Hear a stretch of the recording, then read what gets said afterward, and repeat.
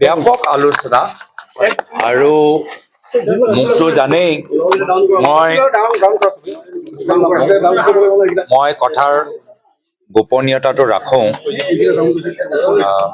আৰু আগতেও কৈছিলোঁ যে মই মিত্ৰতাৰ পক্ষত আছোঁ আৰু আজিও আমাৰ স্থিতি অটল আমি মিত্ৰতাৰ পক্ষত আছোঁ কিন্তু হয় বেছিদিন নাই আমাৰ প্ৰাৰ্থীসকলে অহা কাইলৈ বা সোমবাৰহে তেওঁলোকে নিজৰ মনোনয়ন পত্ৰ দাখিল কৰিব লাগিব ইতিমধ্যে চৰ্চা চলি আছে মই গম পালোঁ মিডিয়াৰ ভিতৰত চৰ্চা ওপৰত মই প্ৰতিক্ৰিয়া বা চৰ্চাটো সঁচা নে মিছা কোৱাটো মই উচিত নাভাবোঁ কিন্তু মই আশা কৰোঁ যে যিহেতু সময় সীমিত আৰু যিমান লোকে মই প্ৰদেশ কংগ্ৰেছৰ ফালৰ পৰা ব্যক্তিগতভাৱে মই এই সময়ত বিভিন্ন হেঁচা বিভিন্ন ধৰণৰ ৰাজনৈতিক পৰিস্থিতি নতুন ৰাজনৈতিক পৰিস্থিতি পৰিৱেশৰ মাজতো মই চেষ্টা চলাই আছোঁ যে আমাৰ দুয়োটা দলৰ মাজত মিত্ৰতা হওক অমীমাংসিত বুলি কৈছে যে 5.5 ঘণ্টা আলোচনা কৰিও আমি মিত্ৰতা সামৰিব লগা হ'ল বুলি কৈছে দিল্লীৰ পৰা তেনেকুৱা ধৰণৰ আৰু যিখন 13জনীয়া লিষ্ট আছিল সেইখন আপোনাৰ নিজৰ ব্যক্তিগত লিষ্ট বুলি কৈছে মই আকৌ চৰ্চাৰ ওপৰত মই ডিটেইলছটো মই ক'বলৈ বিচৰা নাই মুকলি কৰিবলৈ বিচৰা নাই কিন্তু কথাটো সঁচা যে মই ব্যক্তিগতভাৱে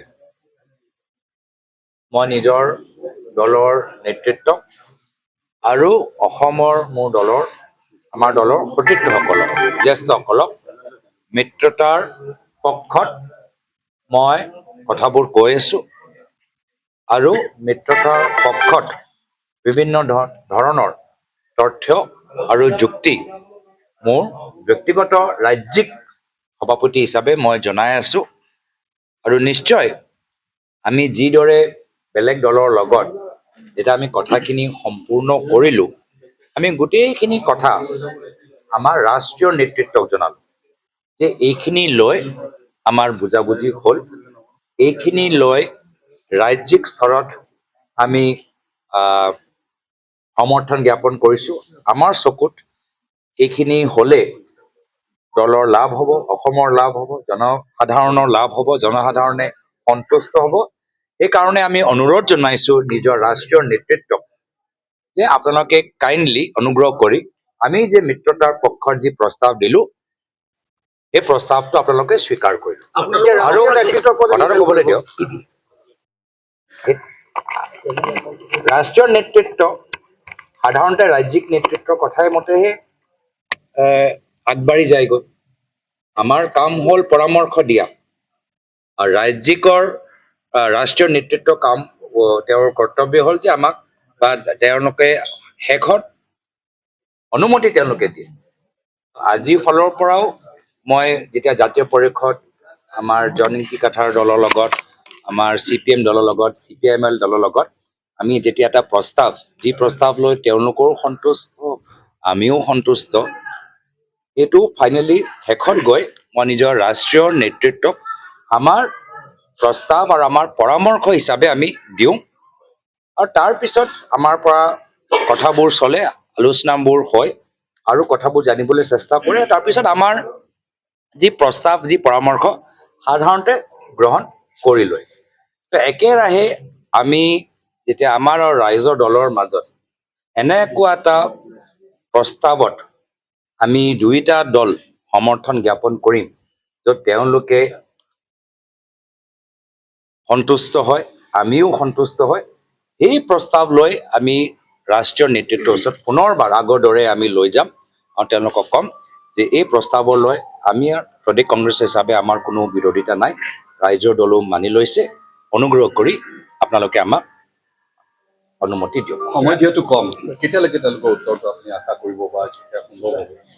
চব ফালৰ পৰা উত্তৰ লাগিব। আৰু ৰাইজৰ দলৰ পৰা আপোনালোকে কৈছে, তেওঁলোকে কৈছে যে সম্পূৰ্ণ হোৱা নাই। যেতিয়া সম্পূৰ্ণ হোৱা নাই তেতিয়া আমিও ৰাষ্ট্ৰীয় নেতৃত্বক সেইখিনিয়ে কথা ক'ব পাৰোঁ যে ইয়াৰলৈকে আমাৰ প্ৰদেশ কংগ্ৰেছৰ ফালৰ পৰা আমাৰ অসুবিধা নাই। অখিল গগৈৰ আপোনাৰ ক'বলৈ খেলিলে এইখিনি আৰু গোপনীয়তা তেওঁ চাওক, বহুতখিনি কথাটো চৰ্চা হৈ গ'ল। ভালকৈ যেতিয়া যি আমাৰ এতিয়ালৈকে মই যি ভাবোঁ কথাবোৰ এটা সুস্থ পৰিৱেশত চলি আছে। মই এই সুস্থ পৰিৱেশ নিজৰ বেলেগ এক্সট্ৰা কথা কৈ মই বিপদত পেলাবলৈ নিবিচাৰোঁ। সুস্থ পৰিৱেশ চলি থাকক। মই আশাবাদী অসমৰ ৰাইজে বিচাৰিছে মিত্ৰতা, আমিও মিত্ৰতা বিচাৰিছোঁ। মই এইবোৰ কথা চিন্তা কৰিবলৈ সময়ে পোৱা নাই। কাইলৈতো নহ'ব, এতিয়া এইবোৰ চব চলি আছে। এতিয়া সম্ভৱ তেতিয়া থাকিলে কি সোমবাৰে থাকিলে। যোৰহাট সমষ্টিৰ বিষয়ে জানিব বিচাৰিছোঁ আপোনাৰ বিপক্ষে ভাৰতীয় জনতা পাৰ্টীৰ যিজন প্ৰতিদ্বন্দ্বী তেওঁক যথেষ্ট মই সন্মান কৰোঁ। তেখেতক যথেষ্ট আমি সন্মান কৰোঁ। আৰু যোৰহাটৰ বিষয়ে তেওঁ চব জানে, ক'বলগীয়া নাই। যিদৰে অৰ্জুনে মহাভাৰতত নিজৰ ভীষ্ম পিতামহ বিৰুদ্ধে যুদ্ধত নিজৰ কৰ্তব্য পালন কৰি ৰণত নামিলে, ময়ো অৰ্জুনৰ দৰে তেখেতৰ মোৰ ভীষ্ম পিতামহ হিচাপে গ্ৰহণ কৰি মোৰ যি ধৰ্ম, নিজৰ দলৰ প্ৰতি যি মোৰ কৰ্তব্য, এক প্ৰকাৰে নৈতিকতাৰ ৰাস্তাত আগবাঢ়ি মই ৰণত নামিম।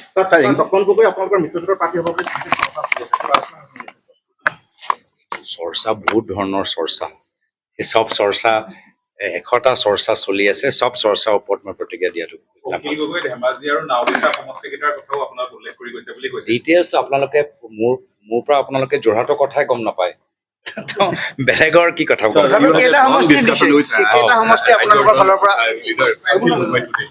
What was the outcome of it? It was an extended discussion.